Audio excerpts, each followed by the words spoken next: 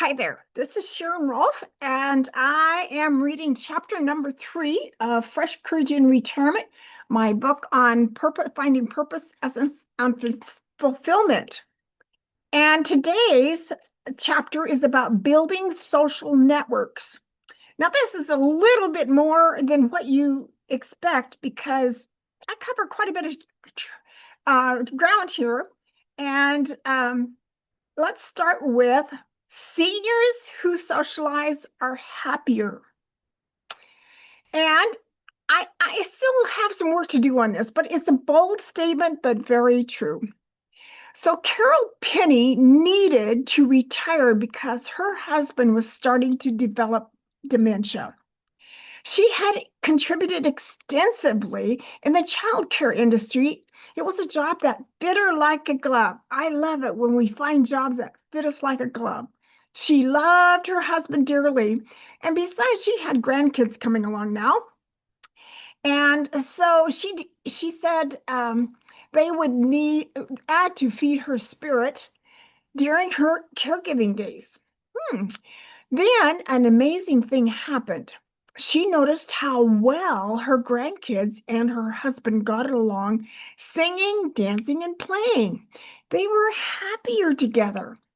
She then used her ingenuity to create a new business to benefit many others in the same situation. She turned an obstacle into an opportunity, and that was called bridgestogether.org. Most people miss their social interactions more than their paychecks when they retire. Besides coworkers and colleagues being almost like family, they also help us feel valued, challenged, useful, and important.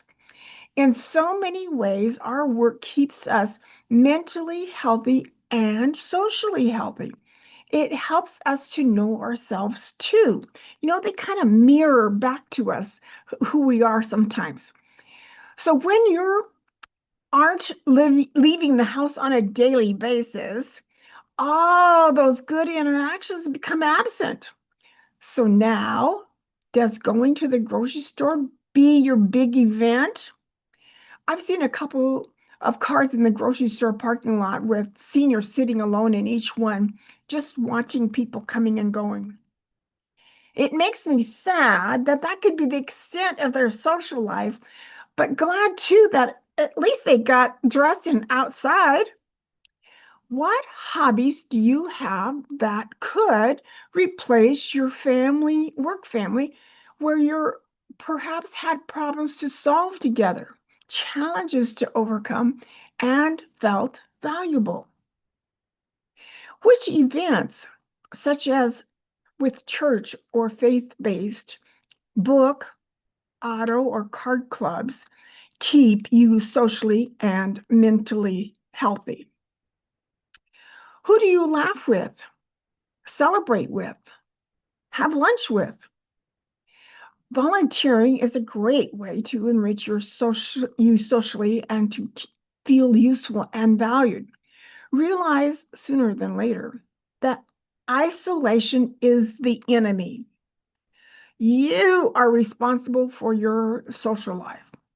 Isolation results are higher healthcare costs, a shorter life, leads to feelings of sadness and abandonment that can lead to depression, that could lead to alcoholism or suicide.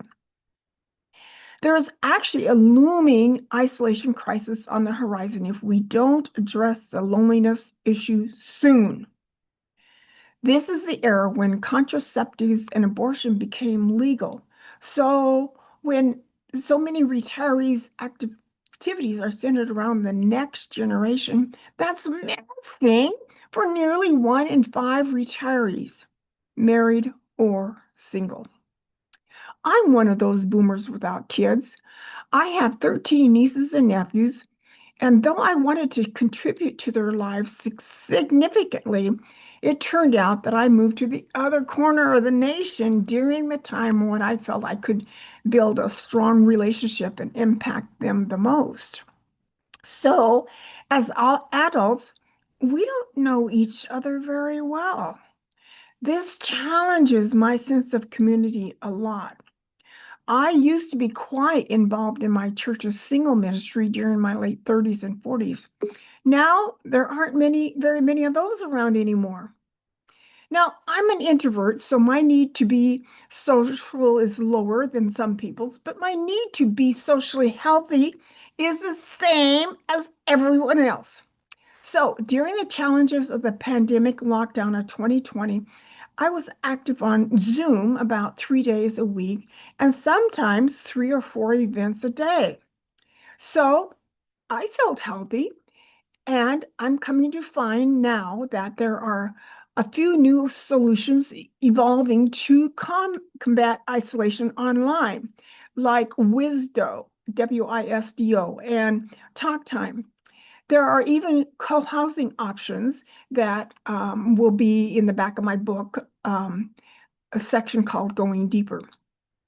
I like to use visual aids like post-it notes for important reminders, like having healthy snacks, making a list of a variety of ways to be active socially might help you with post-it notes, or making a game of it like bingo to keep dates on your calendar for being social, like choir, orchestra, or being a mentor, or tutor, or a volunteer or church or card game nights, theater, baseball games, hobbies, movies, woodworking, community events, hikes, yoga, garden club, rock hounds, dog walking.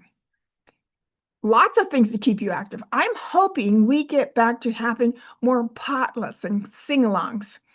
I remember a time when I was going through abuse recovery work that I'd purposely give hugs at church so I could get some. I was so hungry and even afraid one time I'd crumble emotionally into pieces for a bit because I was in my recovery work. Have you been there? Realize, my friend, we all will be single at some point before we die, where our spouse may be in charge of or in control of your social calendar. That can and will change. You are responsible. Put birthdays and anniversaries on your calendar and hobbies and bridge club too.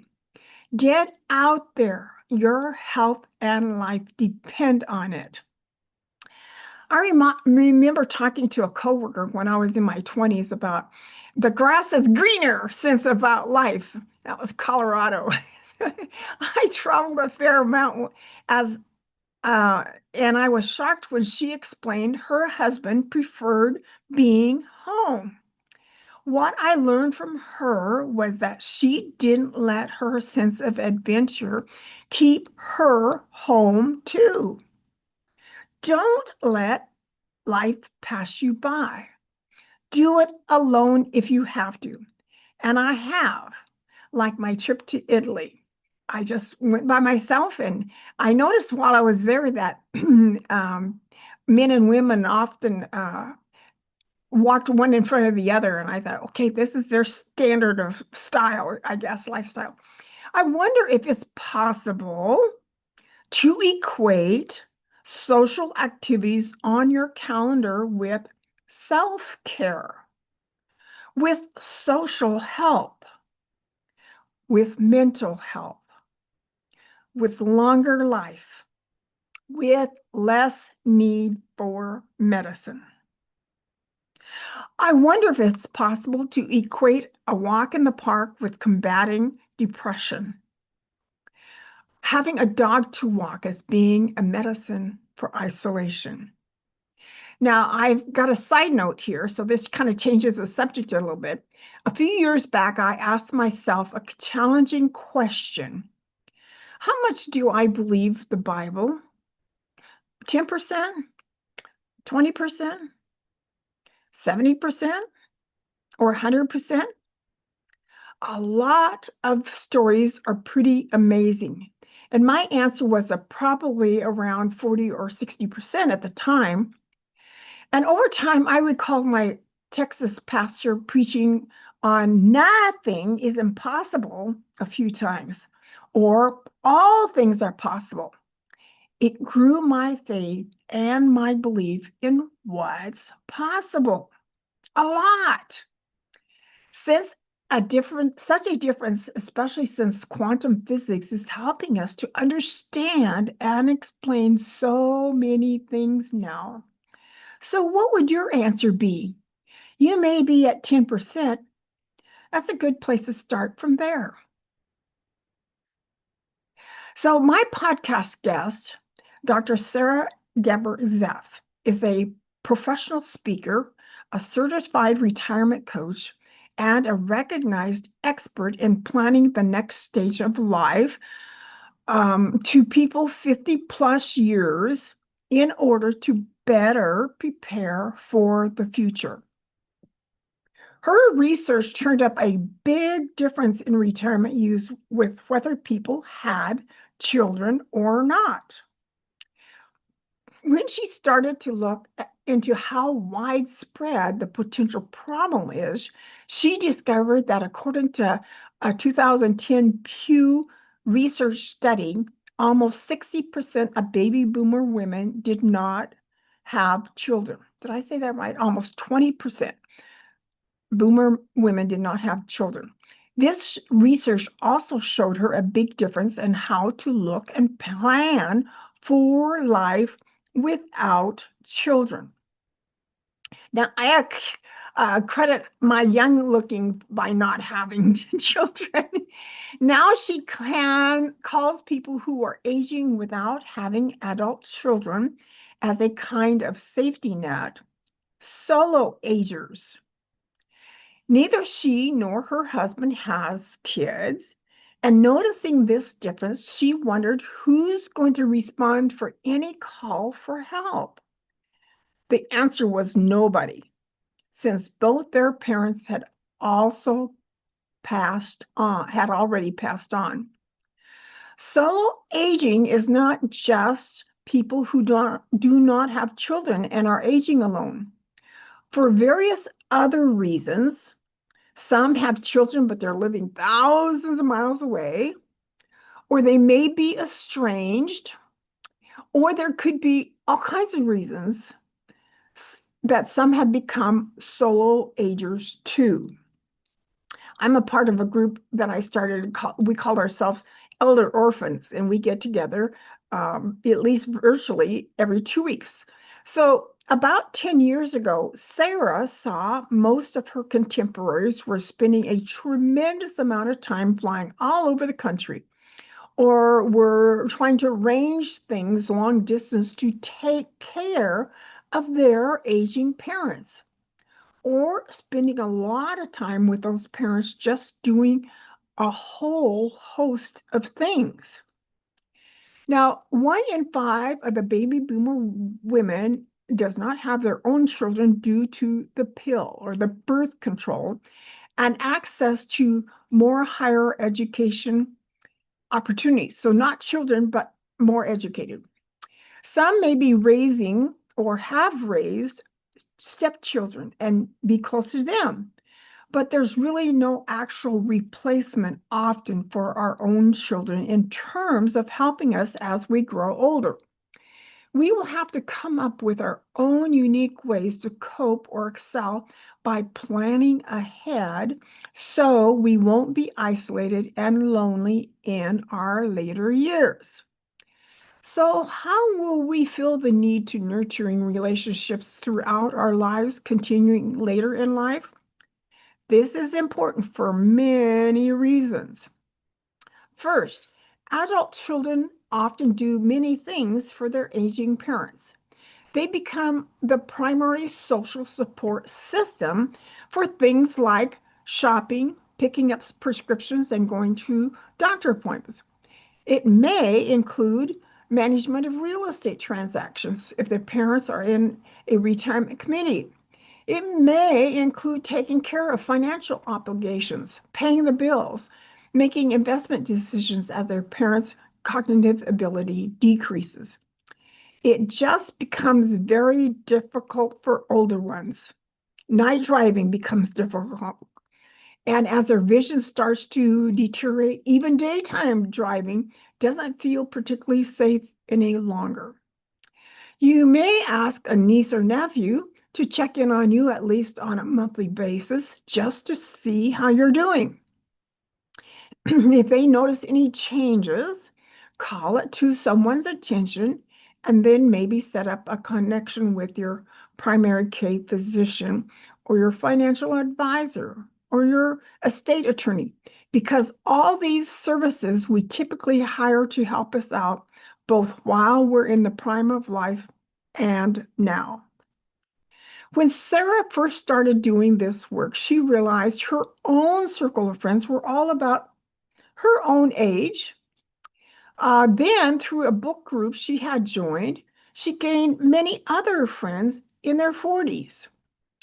As intergenerational friendships grow, we learn more about each other's lives. They will be potential candidates to help with things as you age. Begin the conversations now about how you are concerned about being isolated as an older adult, and start talking to them about how isolation can be prevented and how they could help you. Consider moving to be closer to family. If you don't have family, consider strongly the potential for joining a senior housing community like a wonderful mobile home park. Mobile home parks are great because they have common areas where everybody picks up their mail and their laundry. Find a community where you're expected to interact with others on a regular basis. We need to be aging in a community of some sort where there's lots of different clubs and interest groups to join right there. Now, three of the most important challenges for solo-agers are housing, care, and social connections. Make plans so that you are attending to these three as best you can. This applies to both parents and solo-agers. So Sara encourages solo-agers to at least look into long-term care insurance. Think what it might be like to live with some of your friends, either in a large home or in an adjacent apartment, or in a senior community where you can still continue to enjoy each other's company.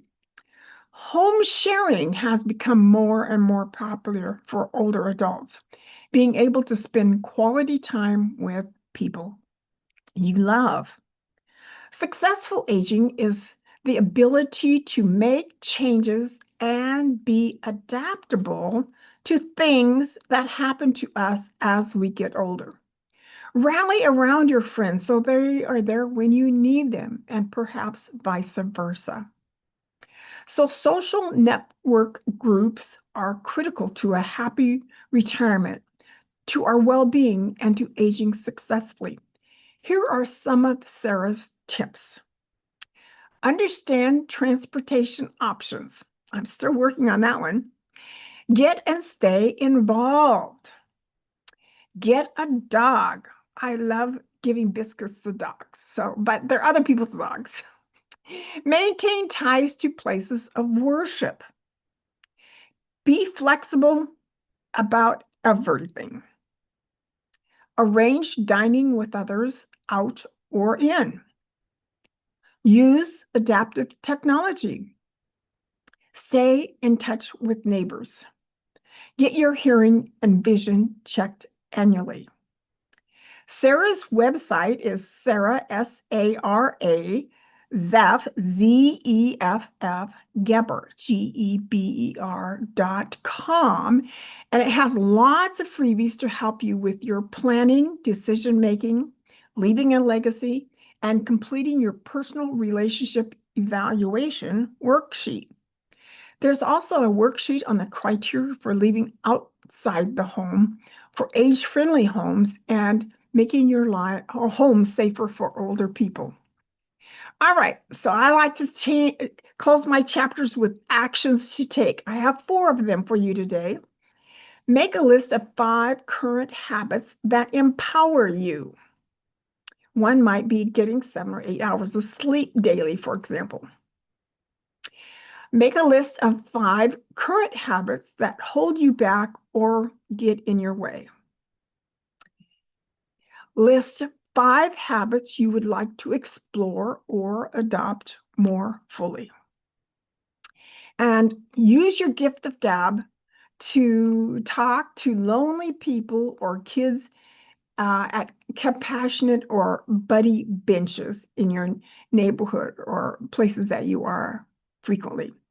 All right, interesting chapter, right? About keeping yourself socially healthy. Seniors who socialize are happier. Thanks for watching. My book is available on Amazon. Fresh Courage in Retirement, Finding Purpose, Essence, and Fulfillment. And if you want to check my website, I'm SharonRolfe.com. And I appreciate you listening to this because it helps us all get better. Thank you.